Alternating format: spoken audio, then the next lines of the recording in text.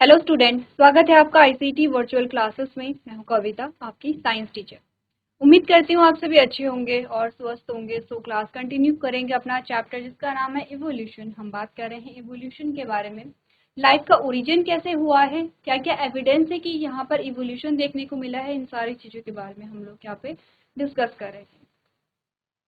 देख लेते हैं चैप्टर में क्या क्या चीजें हमने समझी हैं। सबसे पहले आपने इवोल्यूशनरी बायोलॉजी पढ़ी है। इवोल्यूशनरी बायोलॉजी में हम बात करते हैं कि यहाँ पर जो लाइफ है उसका ओरिजिन कैसे हुआ है, उसमें चेंजेस कैसे आए हैं। ठीक है, तो बेसिकली हम बात कर रहे हैं यहाँ पर कि जीवन के उद्भव से लेकर के अभी तक का जो टाइम पीरियड है उसमें जो भी चेंजेस यहाँ पर आए हैं उन सभी चीजों के बारे में हम यहाँ पे बात कर रहे हैं।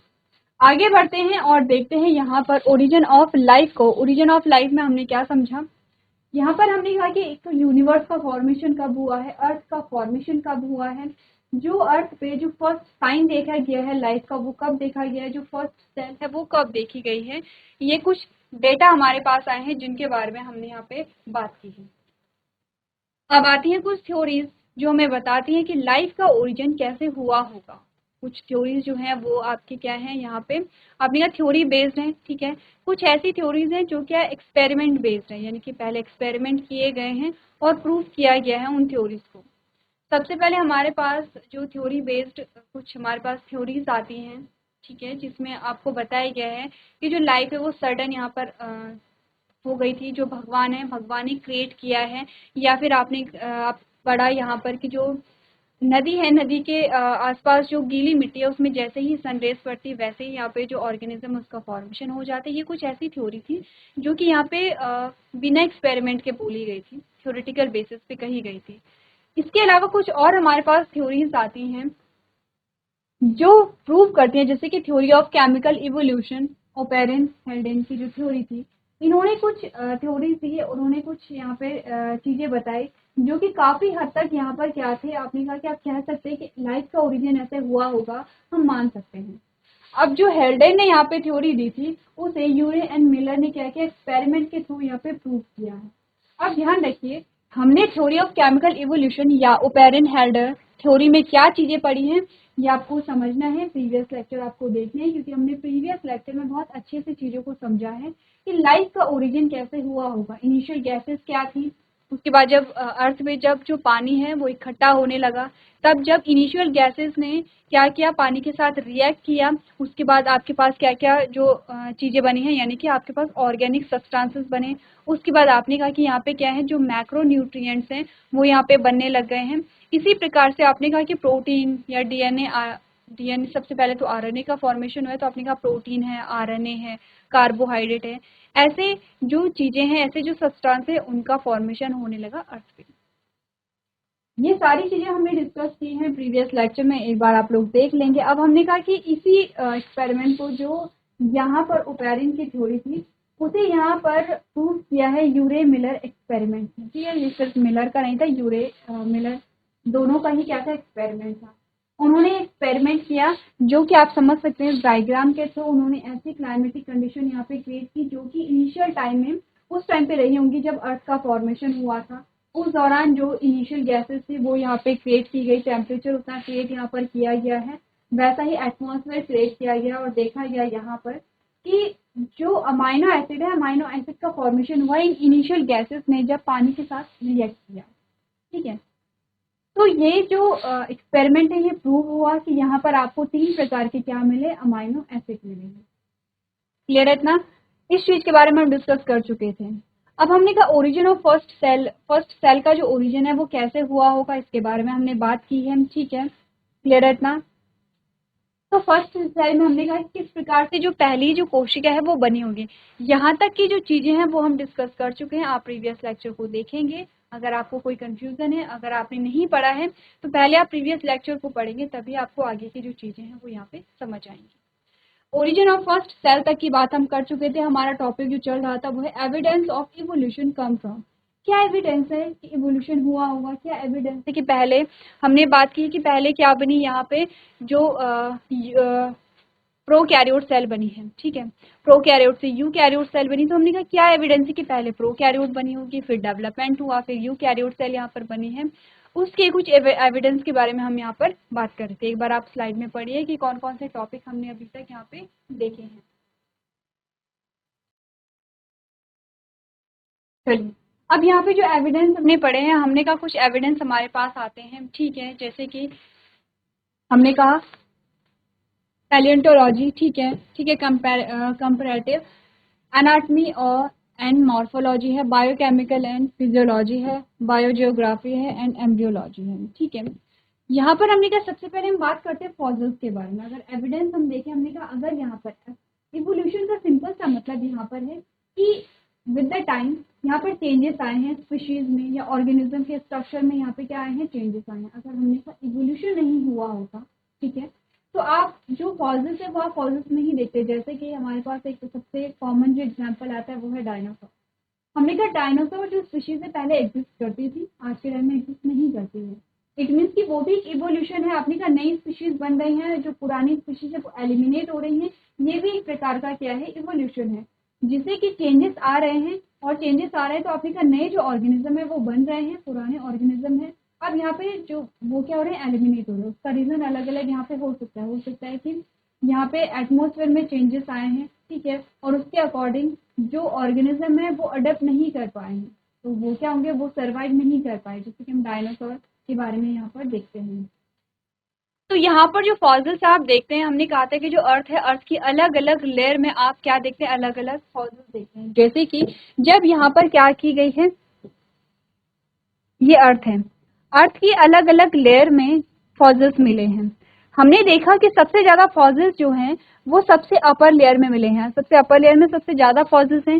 फिर यहाँ पे थोड़ा कम फॉसिल्स हैं, ठीक है, फिर यहाँ पे और कम फॉसिल्स हैं, यहाँ पे और कम, और सबसे कम फॉसिल्स आपके यहाँ हैं। इससे क्या प्रूव होता है कि जब यहाँ पे लाइफ स्टार्ट हुई थी, जब लाइफ का ओरिजिन हुआ था, तो बहुत ज्यादा ऑर्गेनिज्म उस टाइम पे नहीं थे, क्योंकि धीरे धीरे यहाँ पर क्या है, आपने कहा सेल्स बन रही है। हमने क्या बोला था, सबसे पहले हेटेरोट्रॉप जो है वो उस प्रकार की सेल बनी, परपोषी जो कोशिका है वो बनी, तो हेटेरोट्रॉप का फॉर्मेशन सबसे पहले हुआ। हेटेरोट्रॉप से ऑटोट्रॉप का फॉर्मेशन हुआ, लेकिन वो जो ऑटोट्रॉप थे वो कैसे थे, कीमो ऑटोट्रॉप थे। कीमो ऑटोट्रॉप से हमने कहा फिर फोटो ऑटोट्रॉप का फॉर्मेशन हुआ, लेकिन वो उस प्रकार के फोटो ऑटोट्रॉप थे जो ऑक्सीजन रिलीज नहीं कर रहे थे। धीरे धीरे विद द टाइम अब इस प्रकार के फोटो ऑटोट्रॉप का फॉर्मेशन हुआ जो ऑक्सीजन रिलीज कर पा रहे हैं।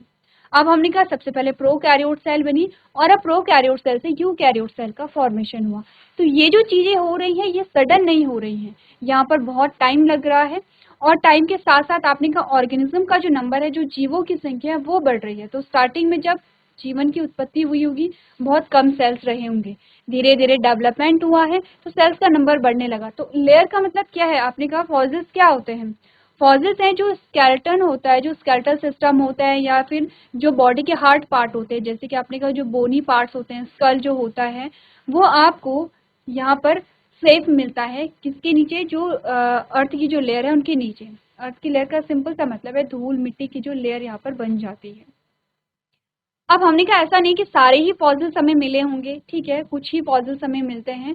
वो उस फॉसिल्स जो हमें मिलते हैं उसके लिए क्या क्या चीज़ें यहाँ पे क्या क्या रिक्वायरमेंट होती हैं उसके बारे में भी हमने बात की थी। हमने कहा कुछ ऐसे भी फॉसिल्स हैं जिसमें आपको स्किन भी मिली है, जैसे अगर हम पोलर रीजन में कहें या हम बर्फीले इलाके में कहें, तो कुछ ऐसे भी आपको फॉसिल्स मिले हैं, या कुछ ऐसे भी आपको जीव मिले हैं जिनकी स्किन भी उस टाइम पे एज इट इज थी।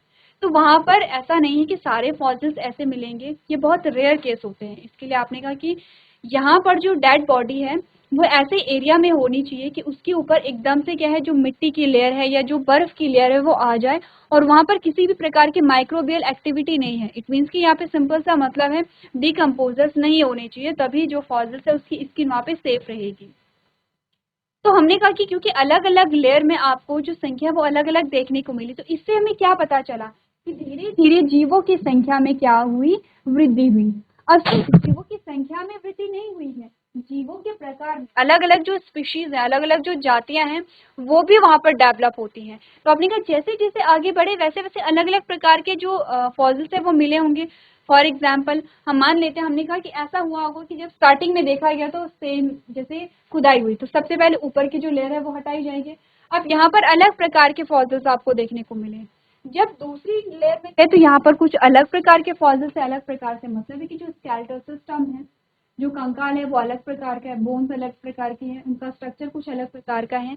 और हर लेयर में जब नीचे की ओर जा रहे हैं तो यहाँ पर वेरिएशन देखने को मिल रही है। आपको यहाँ पर क्या देखने को मिल रहा है, जो स्ट्रक्चरल जो वेरिएशन है वो देखने को मिल रही है। तो इससे हमने समझा कि जैसे जैसे नीचे की ओर गए, एक तो संख्या कम होती चली गई, ठीक है। दूसरा क्या हुआ, आपने कहा कि जो संरचना में जो भिन्नता है वो हमें देखने को मिली। हमें ये देखने को मिला कि इस लेयर में जो ऑर्गेनिज्म थे वो अलग टाइप के थे, उनकी संरचना अलग टाइप की थी।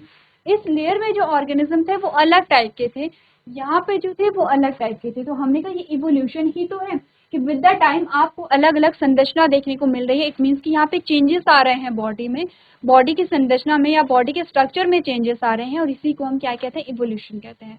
तो सबसे बड़ा जो हमारे पास एविडेंस था वो था यहाँ पे फॉसिल्स। इसके अलावा हमने कहा rock form, sediments and a cross section of a earth crust indicate the arrangement of sediments one over the other during the long history of earth. Different aged rock sediment contain fossils of a different life form who died during the formation of a particular sediment. अब ये आपको यही चीजें बता रही थी कि with the time क्या हुआ। आपने कहा जो धूल मिट्टी के जो लेयर हैं, नए नए जो सेडिमेंट्स का फॉर्मेशन हो रहा है, इसमें क्या होता है, जो फॉसिल्स है वो नीचे यहाँ पे दब जाते हैं, और उनकी स्टडी से उनकी एज का भी यहाँ पे पता किया जाता है। ठीक है, ये चीजें हो चुकी थी।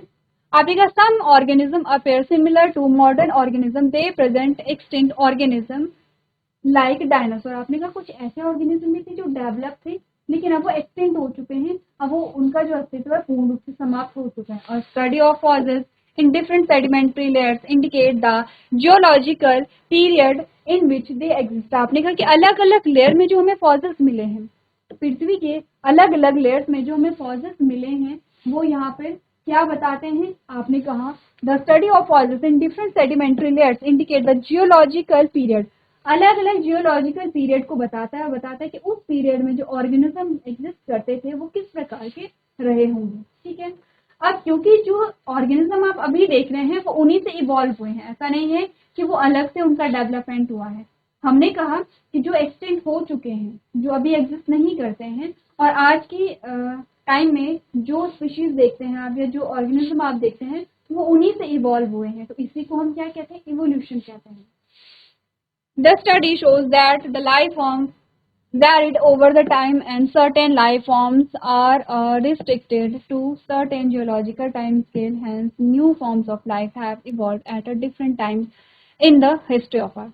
अब स्टडी से ये पता चला है, ठीक है, कि विद द टाइम अब यहाँ पे क्लाइमेटिक चेंजेस आएंगे। ऐसा नहीं है जैसे कि अगर हम बात करें, हम 100 साल पुराने टाइम की बात करें और अभी के अगर हम कंपैरिजन करें तो ऑब्वियसली बात है कि जो क्लाइमेटिक कंडीशन है उनमें डिफरेंस आप देखेंगे। क्लाइमेटिक कंडीशन में चेंज आए हैं तो ऑर्गेनिज्म में भी चेंजेस आने चाहिए, तभी वो अडेप्ट कर सकता है। फॉर एग्जांपल हम देख रहे हैं कि डे बाय डे जो अर्थ का जो टेम्परेचर है वो बढ़ता चला जा रहा है। अब टेम्परेचर बढ़ रहा है, इसी के साथ हमें क्या करना होता है, अडेप्ट करना होता है। जैसे कि अभी विंटर का सीजन है तो अभी हम क्या करते हैं, अपनी बॉडी को वार्म रखने के लिए आप गर्म कपड़े पहनते हैं, आप आग सेकते हैं, या जो भी चीज़ें आप करते हैं। तो आप क्या कर रहे हैं, आप क्लाइमेट के अकॉर्डिंग खुद को अडेप्ट कर पा रहे हैं। अगर हमारे पास कुछ ऐसा जरिया नहीं होता, जैसे आप अभी सुनते भी हैं, बहुत से न्यूज़ आती कि जब बहुत ज़्यादा ठंड पड़ जाती है तो कुछ ऐसे लोग हैं जिनके पास घर नहीं है या उनके पास कपड़े नहीं है पहनने को, तो उनकी डेथ हो जाती है। तो ये एक सिंपल सा एग्जाम्पल है, आप इस एग्जाम्पल से समझ सकते हैं कि यहाँ पर क्या है। आपने कहा इस छोटे से एग्जाम्पल से आप बहुत बड़ी चीज़ों को यहाँ पे समझ सकते हैं कि सर्वाइव वही कर पाता है जो कि क्लाइमेट के अकॉर्डिंग खुद को अडेप्ट कर ले।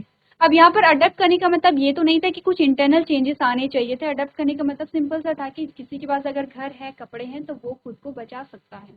वैसा ही हमने कहा कि क्लाइमेट में चेंजेस आ रहे हैं, टेम्परेचर बढ़ रहा है।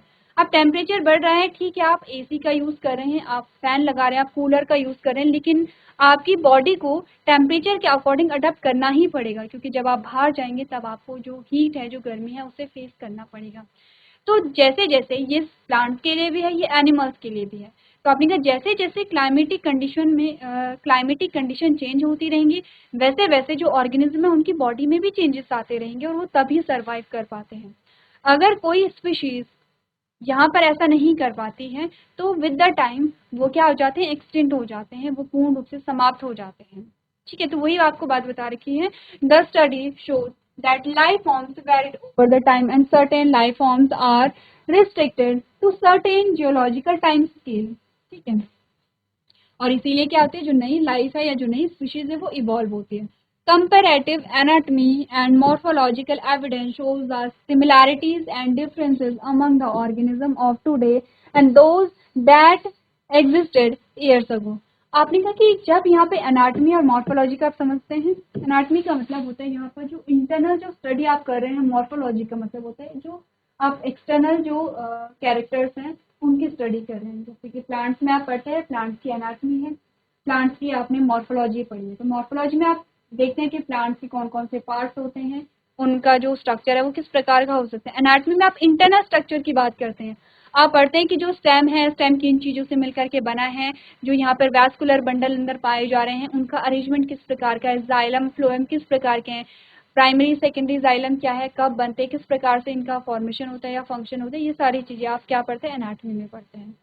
अब देखो, जब कंपैरिजन किया गया जो बहुत सालों पहले एग्जिस्ट करते थे जो ऑर्गेनिज्म और आज के ऑर्गेनिज्म का जब कंपैरिजन किया गया तो क्या देखा गया, यहाँ पे कुछ एविडेंस हमें मिले हैं जो हमें बताते हैं सिमिलैरिटी को, समानता को, और कुछ डिफरेंस को भी बताते हैं। तो क्योंकि हम में और उनमें समानता भी है तो हम कह सकते हैं कि हम उन्हीं से इवॉल्व हुए हैं। जैसे कि आपने देखा होगा कि आपने कहा यहाँ पर जब आप क्लासिफिकेशन को पढ़ते हैं, क्लास 11th में आपने क्लासिफिकेशन को पढ़ा है और आपने कहा है हम फाइलम कॉर्डेट्स की बात करते हैं। फाइलम कॉर्डेट्स में हमने कहा कि यहाँ पर जो सब फाइलम आता है वर्टिब्रेटा, वर्टिब्रेटा के अंदर आपके सारे ही जो ग्रुप है वो आते हैं। जैसे पाइसेस आपके पास आते हैं, एम्फीबिया है, रेप्टाइल्स है, मैमल्स है, एबीज है, सारे आते हैं। अब हम क्या देखते हैं, हमने कहा कि यहाँ पर जो सारे ग्रुप्स हैं उन्हें हमने एक सब फाइलम में रखा है क्योंकि हमने कहा हम उन्हीं से इवॉल्व हुए हैं। जैसे पाइसेस है, ठीक है, पाइसेस में आपने बोला कि यहाँ पे एम्फीबिया है, रेप्टाइल है, एबीज है, मैमल्स है। तो जो चीज़ें आप पढ़ रहे हैं, जो सीक्वेंस आप पढ़ रहे थे, तो हम यही कह रहे थे कि हमारा जो इवोल्यूशन एक्चुअली में हुआ है, हम कह सकते हैं कि एक्वेटिक ऑर्गेनिज्म से हुआ है। एक्वेटिक ऑर्गेनिज्म धीरे धीरे कहाँ आए, फिर हमने कहा स्थल में आए, टेरेस्ट्रियल ऑर्गेनिज्म जिन्हें हम कहते हैं, और उन्हीं से मैमल्स का यहाँ पे फॉर्मेशन होता है। तो एक लिंक है यहाँ पर। तो हमने कहा कि जब देखा गया, जब कंपैरिजन किया गया, तो कुछ आपको सिमिलैरिटी भी मिली है, कुछ डिफरेंसेस भी मिले हैं।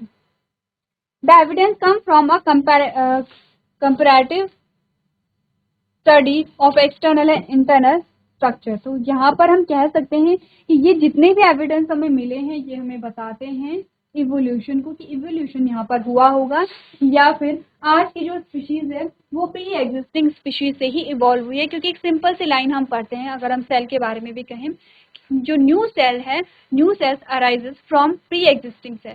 तो जो नई सेल बन रही है वो पुरानी सेल से बन रही है। तो सेम हमने कहा जो नई स्पीशीज बन रही है वो पुरानी स्पीशीज से ही बनती है। कुछ चेंजेस होते हैं, अब चेंजेस अलग अलग प्रकार के हो सकते हैं म्यूटेशन यहाँ पर हो गया है, ठीक है, हो सकता है कि फूड हैबिट यहाँ पे चेंज हो गई है। तो इस प्रकार के जो चेंजेस हैं वो आते रहते हैं और आप इवोल्यूशन यहाँ पर देख पाते हैं। चलिए नेक्स्ट हम यहाँ पर कुछ एविडेंस देखेंगे। चलिए अब जो यहाँ पे कंपैरिजन किया गया है एनाटॉमी एंड मॉर्फोलॉजी के बेसिस पे, वो हम एविडेंस को हम यहाँ पे अब देखेंगे कि कौन कौन से एविडेंस यहाँ पर मिले हैं। तो जो आपका सेकेंड जो पॉइंट है जिसमें आपको कहा गया कि comparative anatomy and morphological evidence shows the similarities and differences among the organism of today and those that existed years ago. ठीक है, the evidence come from comparative study of external and internal structure are, हम बात करेंगे यहाँ पर क्या evidence है जब यहाँ पर कंपैरिजन किया गया। सबसे पहले ऑर्गन्स को देखते हैं जिनमें हम बात करेंगे होमोलोगस ऑर्गन के बारे में। ठीक है, हमने सबसे पहले ऑर्गन देखे जब यहाँ पे स्टडी की गई, जो सब बहुत पहले एग्जिस्ट करते थे और अब के जो ऑर्गेनिज्म है वो एग्जिस्ट करते हैं, उनके ऑर्गन्स देखे गए। यहाँ पर दो प्रकार के हमें ऑर्गन्स मिले, एक कि जिनका जो ऑर्गन जो है, ऑर्गन का जो ओरिजिन है वो सेम था बट जो फंक्शन थे वो डिफरेंट थे। ठीक है, सेकंड कि ओरिजिन डिफरेंट था लेकिन फंक्शन सेम थे। क्या यहाँ पे होता है, एक बार पढ़ लेते हैं। आपने कहा with same structural design and origin but different function are called homologous organ. Homologous organ वो होते हैं जिनका ओरिजिन तो क्या है, सेम होता है, जैसे दो ऑर्गेनिज्म है अलग अलग, उनका ओरिजिन सेम होगा बट उनके फंक्शन अलग होंगे। जैसे कि आपको यहाँ पर दिखा रखे हैं होमोलोगस ऑर्गन, ठीक है। होमोलोगस ऑर्गन में आपने कहा कि यहाँ पर आप देख रहे हैं कि जो यहाँ पे हाथ है, हैंड बोन को आपको दिखा रखा है, ठीक है। हिंडलिम एंड फोरलिम दो होते हैं, आपको फोरलिम के बारे में यहाँ पर दिखा रखा है। अब हर एक की जो ओरिजिन है वो सेम है, लेकिन हर एक का जो फंक्शन है वो अलग है। हम सीधे बात करेंगे अगर बैट के बारे में, तो आपने कहा बैट में जो यहाँ पर है, आपने कहा कि ओरिजिन सेम है। अगर आप देखेंगे बोन को तो आप कह रहे हैं कि ओरिजिन सेम है लेकिन फंक्शन अलग है। हम अपने हाथ का यूज अलग अलग कामों के लिए करते हैं, बैट यहाँ पर क्या कर रहा है, फ्लाई कर रहा है। इस प्रकार के जो हमारे पास ऑर्गन होते हैं उन्हें हम कहते हैं होमोलोगस ऑर्गन। एग्जाम्पल क्या है, example are forelimb of some animals like whale, bat, cheetah have a similar anatomical structure such as humerus, radius, ulna, carpals, metacarpals and a phalanges, ठीक है। हमारे पास जो एग्जाम्पल आ रखे हैं वो है यहाँ पर फोर लिम्ब के, ठीक है, जो आपको यहाँ इमेज में दिखा रखा है। हमने कहा ओरिजिन सेम है, फंक्शन इनके अलग अलग होंगे। अब ओरिजिन को हम कैसे देखेंगे, आपने कहा आप इनकी बोन्स को देखें, इनकी बोन्स ऑलमोस्ट सेम है यहाँ पर, ठीक है। अगर हम कंपैरिजन करें मैन और बैट का, तो आप देखेंगे यहाँ पर कि जो बोन है यहाँ पर आपको सिमिलर बोन देखने को मिलेगी, ठीक है यहाँ पर, लेकिन इनका फंक्शन यहाँ पे क्या होगा, अलग अलग होगा। तो होमोलोगस ऑर्गन वो होते हैं जिनका ओरिजिन सेम होता है बट फंक्शन डिफरेंट होता है, ठीक है। होमो का मतलब है सेम, तो हमने कहा कि यहाँ पे ओरिजिन क्या होगा, सेम होगा, ठीक है, लेकिन स्ट्रक्चर आप कह सकते हैं, ओरिजिन या स्ट्रक्चर आप कह सकते हैं कि इनकी संरचना जो है वो समान होती है लेकिन इनका कार्य अलग अलग होता है। जैसे कि आप देख सकते हैं कि जो बोन्स है वो ऑलमोस्ट आपको सेम दिखाई दे रही हैं, उनका पैटर्न जो है वो आपको ऑलमोस्ट सेम दिखाई दे रहा है, पर इनका फंक्शन जो है वो अलग अलग है। अपने का मैन है, चीता है, वेल है और बैट है, इनमें हमने क्या किया है, यहाँ पे देखा है फॉर्लिम को, और फॉर्लिम में हमने क्या देखा है, यहाँ पर संरचना सेम है, ठीक है, स्ट्रक्चर सेम है लेकिन फंक्शन इनका डिफरेंट है। एक तो इस प्रकार के ऑर्गन है। नेक्स्ट हमने कहा होमोलॉजी इन ऑर्गन इंडिकेट कॉमन एंसेस्ट्री। हमने कहा कि हम कह सकते हैं कि हमारे जो पूर्वज है वो एक जैसे रहे होंगे, तभी हम क्या कर रहे हैं, यहाँ पे सेम स्ट्रक्चर को यहाँ पे क्या कर रहे हैं, शेयर कर रहे हैं। अब आप कहेंगे कि तो फंक्शन अलग क्यों हो गया, फंक्शन अलग इसलिए हुआ है क्योंकि हमने कहा इवोल्यूशन हुआ है, हमने अडॉप्ट किया है। जैसे कि अगर आप कहेंगे जो आदि मानव थे या उससे पहले के जो मानव रहे होंगे, वो सबसे पहले चार पैरों पे चलते थे, वो जंगलों में रहते थे, वो पेड़ों में रहते थे। अब अगर आप आज के मानव से कंपैरिजन करेंगे तो हमने कहा बहुत डिफरेंस आ गया, हम दोनों हाथ पैरों पे नहीं बल्कि हम सिर्फ दो पैरों पे चलते हैं, ठीक है। हम पेड़ों पे नहीं रहते बल्कि हम घर बना करके रह रहे हैं।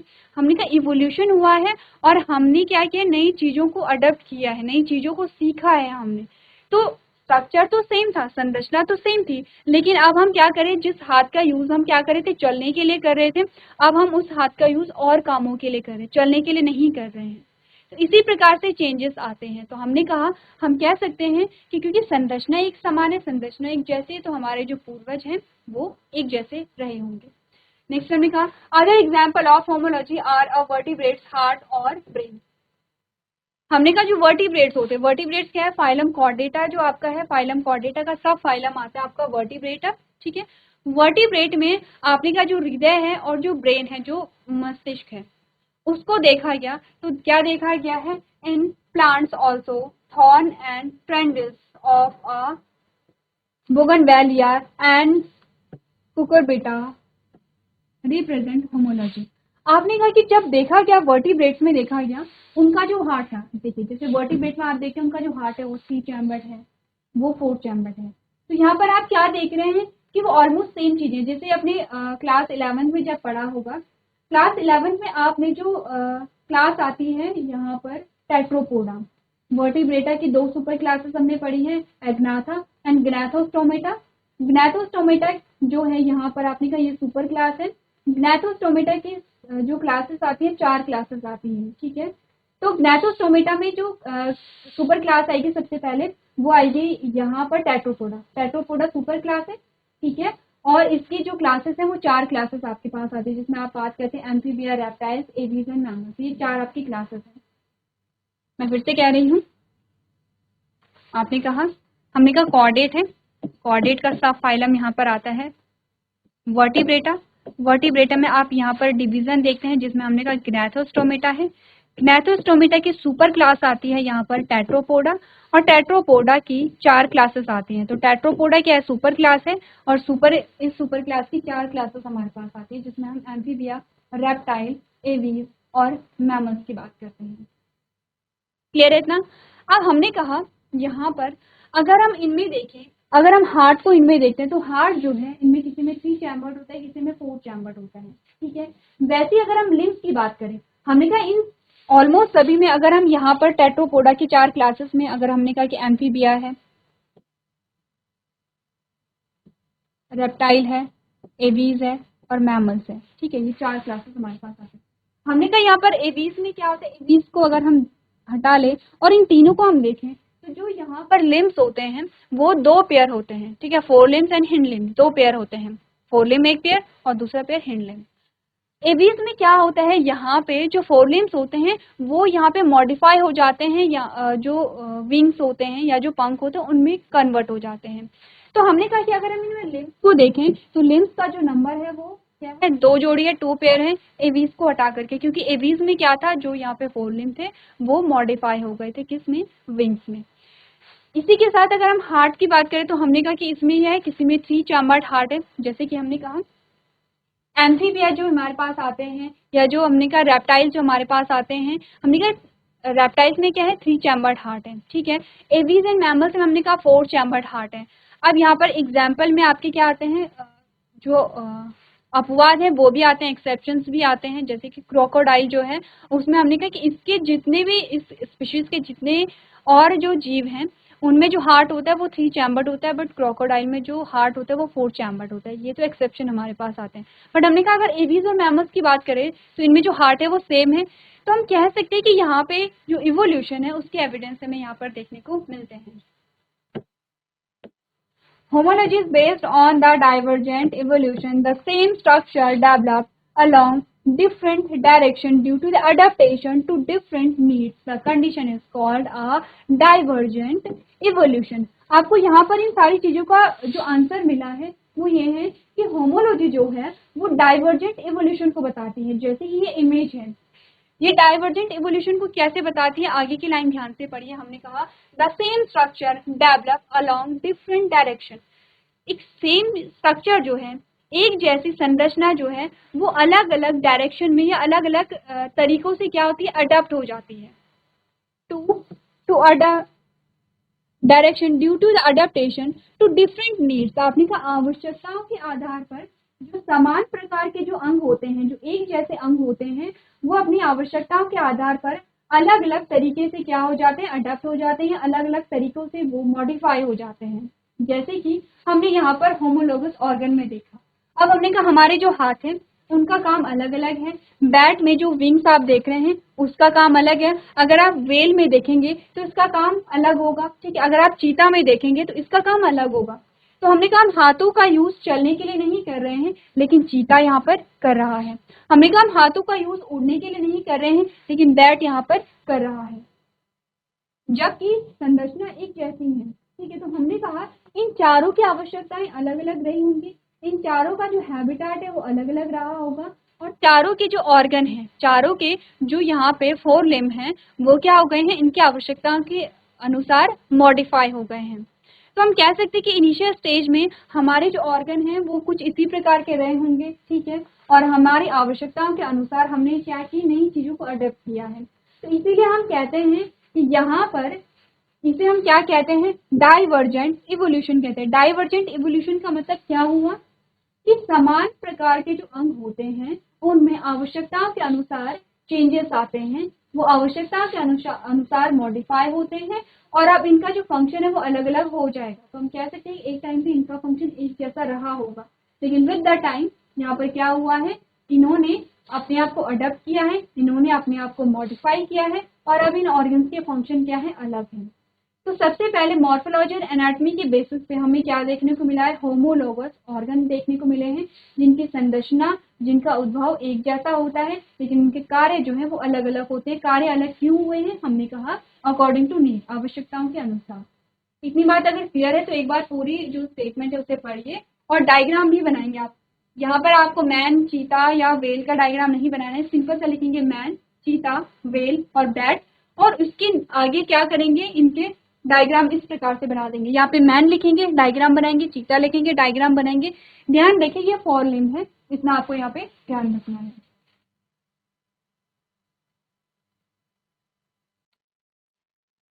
चलिए, तो फर्स्ट हमारे पास जो एविडेंस आता है वो है होमोलोगस ऑर्गन। नेक्स्ट हम बात करेंगे यहाँ पर एनालॉगस ऑर्गन के बारे में। एनालॉगस ऑर्गन क्या होते हैं और क्या उसके एग्जाम्पल होते हैं, एक बार आप लोग इसके जो एग्जाम्पल है वो घर से करके लेके आएंगे। तो आज के सेशन में हम इतना ही करेंगे। अभी तक क्लास में बने रहने के लिए आपका धन्यवाद।